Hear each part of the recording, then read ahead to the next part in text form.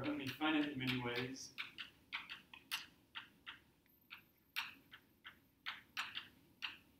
to reduce to a given partial principal graph in one step. Okay, so what could this possibly mean? Well, if there are only finitely many, saying that there are finitely many ways to reduce to Pn is just the same as saying that there are only, if we start with Pn and undo one of these reductions, there are only finitely many results that actually sit in the set we're interested in, PLD. So what's the idea? Well, if you added some vertices up at depth n to this partial principal graph, you'd be increasing the index.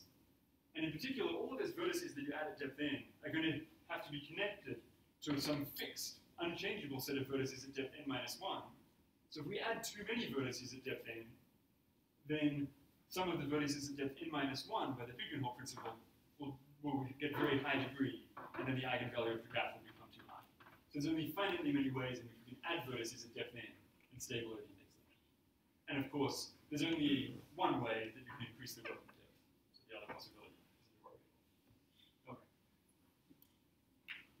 And the other observation is that every partial principal graph can be reduced to the very boring partial principal graph, the empty graph, and working depth 0.